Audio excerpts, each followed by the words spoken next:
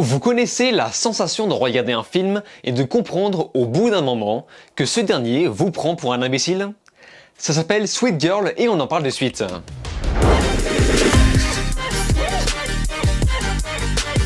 Salut à tous, c'est Vince alias Amir Game et on se retrouve aujourd'hui pour parler d'un nouveau film d'action américain réalisé par Brian Andrew Mendoza. Quelqu'un qui fait son entrée dans la réal et c'est tout à son honneur. Il va donc nous proposer cette nouvelle production de Netflix qui met des gros sous dans des grosses têtes d'affiche comme Jason Momoa. Et comme 99% des productions de chez Netflix, on va mettre des mannequins Instagram en avant comme Isabelle Lamonet, Dora l'exploratrice.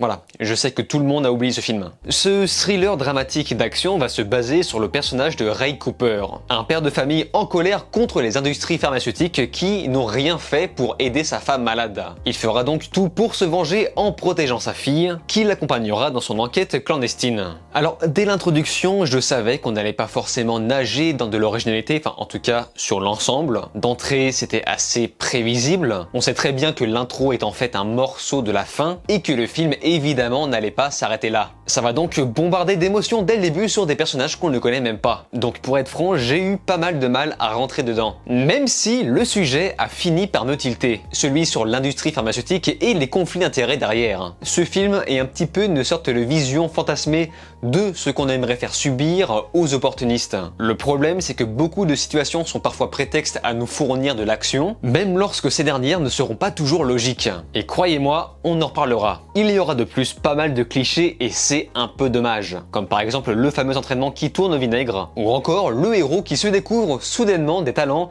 d'agent secret. Mais croyez-moi, ce n'est rien à côté du reste. Hélas, je ne me suis pas vraiment attaché au personnage, même si j'ai quand même senti une volonté de bien faire. Ça aurait été intéressant par exemple de nuancer la personnalité de chacun, y compris des opposants. Et au bout du compte, j'ai fini par être désynchronisé de l'objectif du héros, qui finalement a l'air de suivre tout bonnement le cours du vent, et vers la fin on comprend très vite pourquoi. Le film tente de trouver un équilibre entre les scènes d'action et les scènes dramatiques, afin de répartir le divertissement de façon plus homogène. Parfois on s'endort un peu et parfois ça se réveille, jusqu'au moment où je suis arrivé au twist.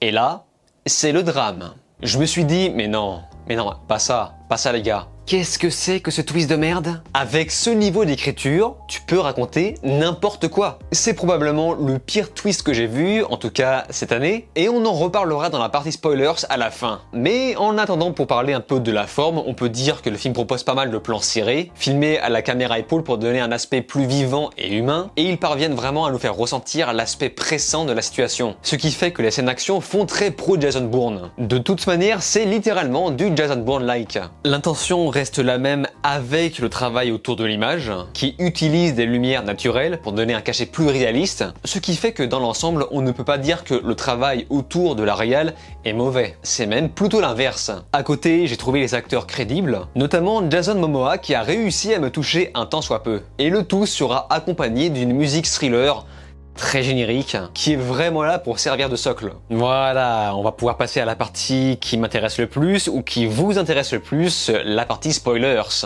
Parce qu'il y a des choses à dire, et oui, ça me démange. Le film nous sort aux trois quarts un twist. Depuis le début, on comprend que le père Ray Cooper est mort et que sa propre fille Rachel était en fait le protagoniste depuis le début. Lorsqu'elle était avec son père, c'était en fait une seule et même personne. Donc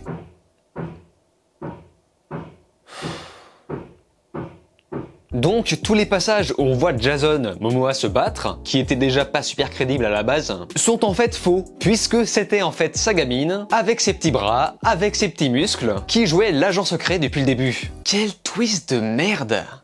Mon Dieu! Donc ça veut dire que lorsque la gamine se déguisait en serveuse, personne ne se disait « Bon c'est bizarre quand même, une gamine serveuse dans un secteur de riches ». Non, c'est personne. Et j'insiste avec ça, mais à ce niveau, tu peux raconter n'importe quoi. En fait, rien n'est vrai. Rachel vit dans un monde de dinosaures. Et sa maman n'est pas morte, c'est une saucisse géante. Mais surtout, qu'est-ce que fout ce type de twist dans un film pareil? Un film qui, à la base, dénonce les industries pharmaceutiques. Donc on sent qu'ils ont voulu faire un twist à la Joker, sauf que dans Joker, c'est cohérent. puisque ça colle à la folie schizophrène du personnage. Sauf que là, ça ne marche pas parce que physiquement parlant, ce n'est pas possible, mais surtout, ça n'apporte absolument rien au film, à part évidemment se payer la tête du spectateur. Voilà, en gros, je ne sais pas si vous connaissez les thrillers avec Liam Neeson du style The Passenger. Eh bien, comme type du film, on surfe à peu près sur quelque chose de similaire, mais en un peu plus mature jusqu'à ce que la fin s'effondre complètement sur ce twist. C'est vraiment le genre de film qu'on regarde juste pour passer un moment sympa,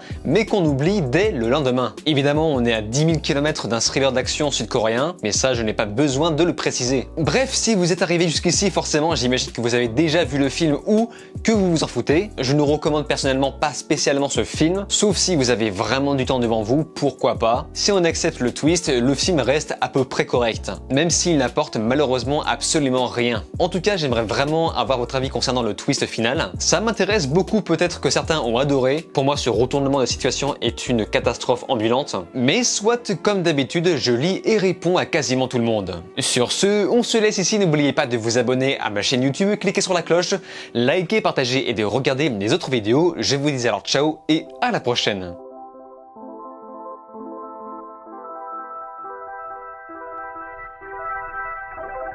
Thank you.